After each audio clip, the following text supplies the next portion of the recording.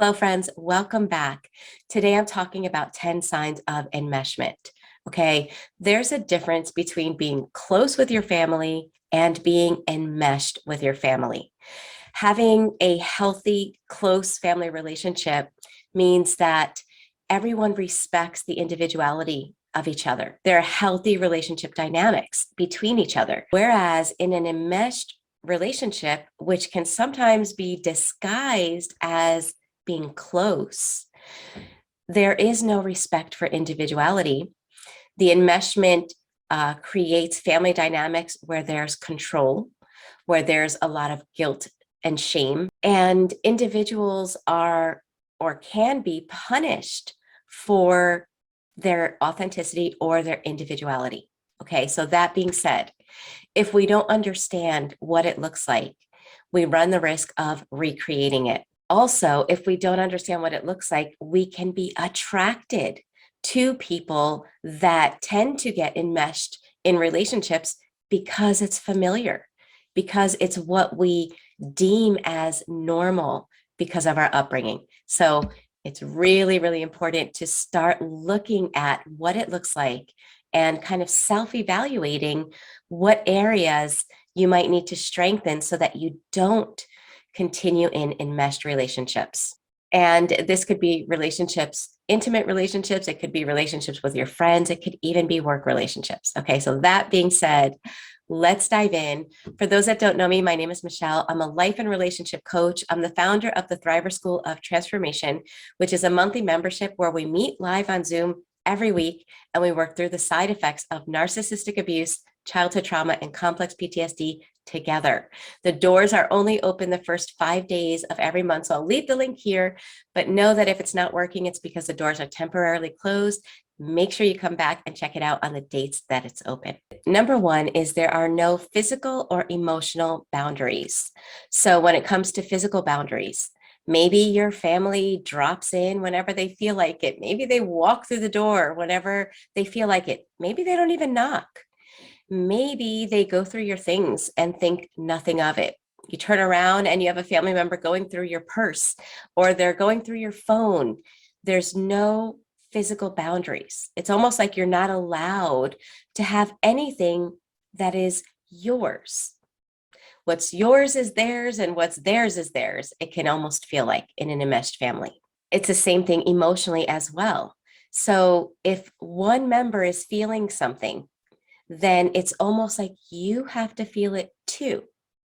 So for example, maybe you go visit your parents and your mom's just nasty and in a bad mood that day, right? Super nasty, but you came happy and you're feeling really good and you're having a great day.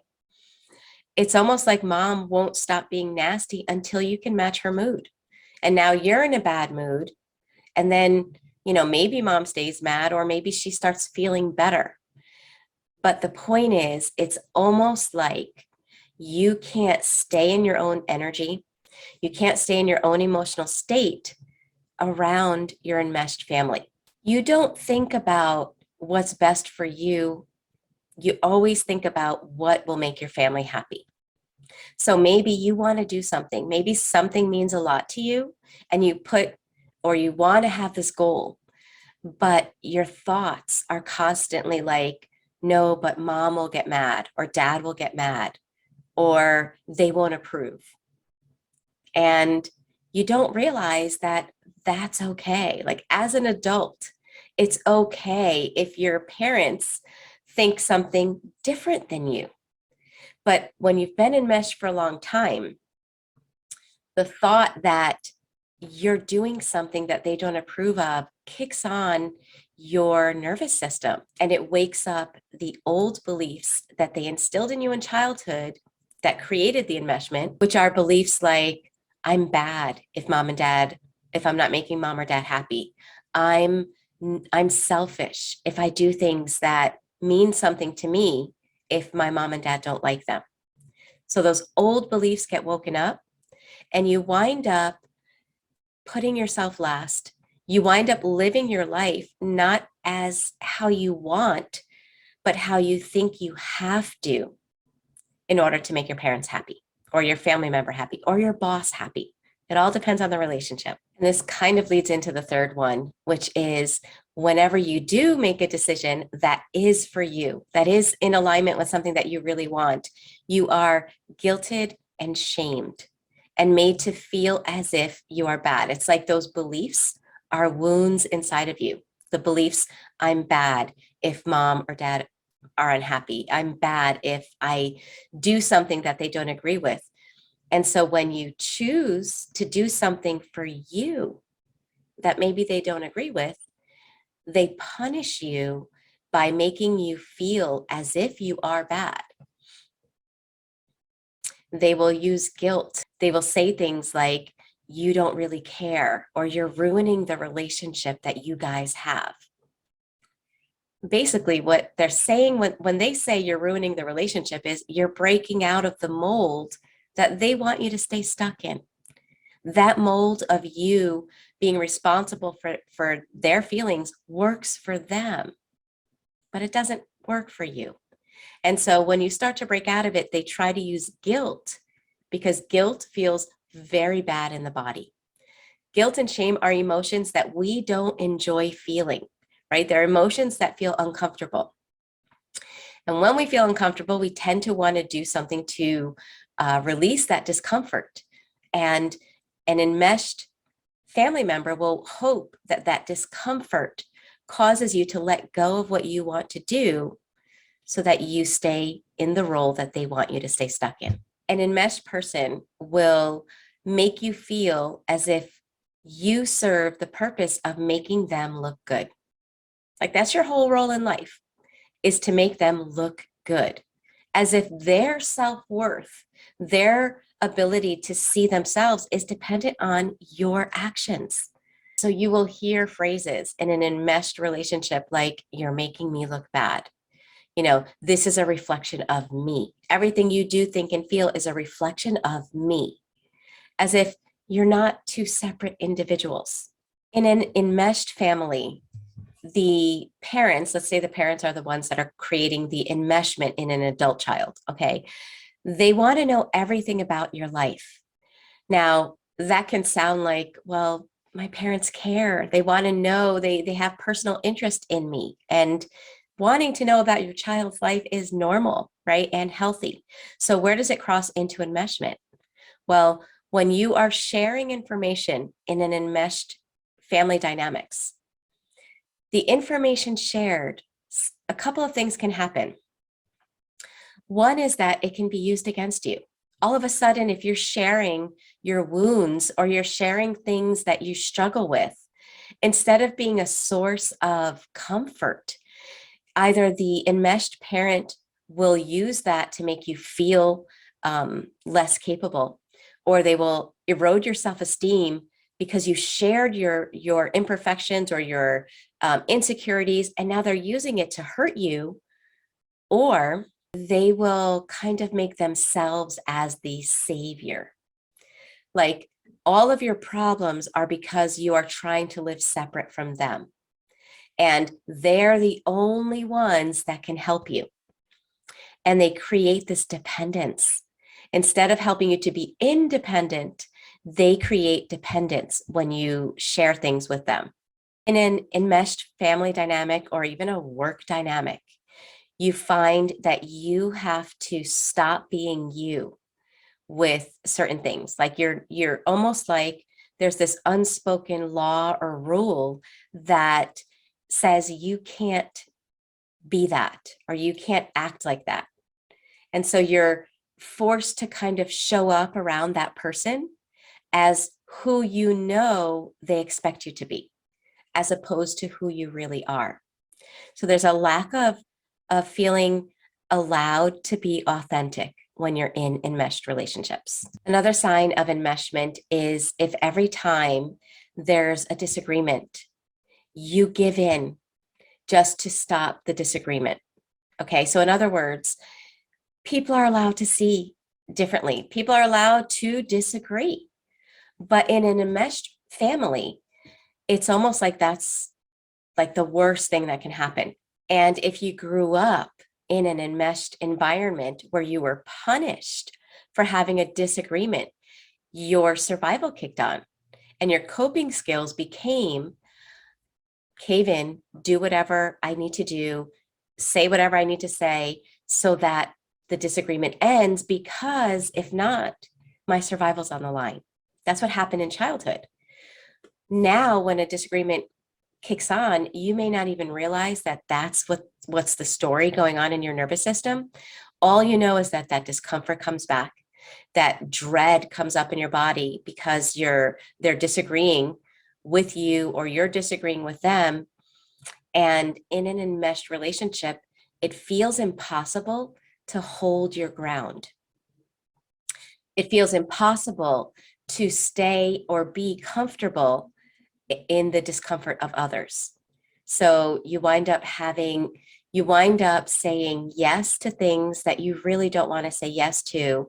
And you wind up not being able to say no to things that you really wish you could say no to.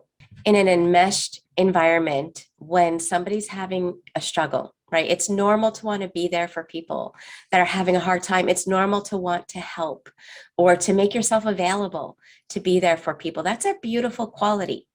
But it crosses into enmeshment when you feel like it's your job to fix the situation. Like you have to resolve their problems.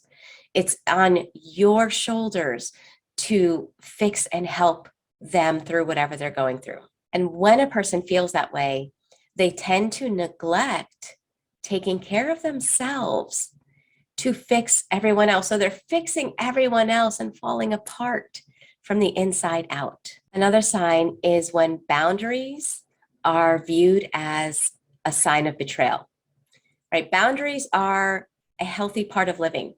Just like we have physical boundaries where we live in our property, right? Imagine not having physical boundaries and nobody knew whose property was whose, the chaos that would create. Well, it's the same thing with our emotional boundaries. When we don't know where our emotional boundaries end, then there's chaos. And I know this is similar to the first sign that I mentioned where there are no boundaries. But in this case, I want to just kind of specify the fact that boundaries are viewed as a betrayal. Boundaries are viewed as a sign of lack of love, lack of care, lack of interest in the family. An enmeshed family views that as a betrayal. They view healthy relationship patterns as toxic and toxic relationship patterns as healthy. Another sign is that you feel controlled. And it can be hard to identify this one because maybe an enmeshed parent will say something like, I want you to do whatever makes you happy. And their words are saying one thing: I want you to be autonomous. I want you to be authentic. I want you to strive after your goals. But every time you go to do it, their actions, it's like they do things to hinder you from doing what they say they want you to do. So their actions and their words are never on the same page. And as a result, you feel controlled. And that control is usually done by punishment and rewards.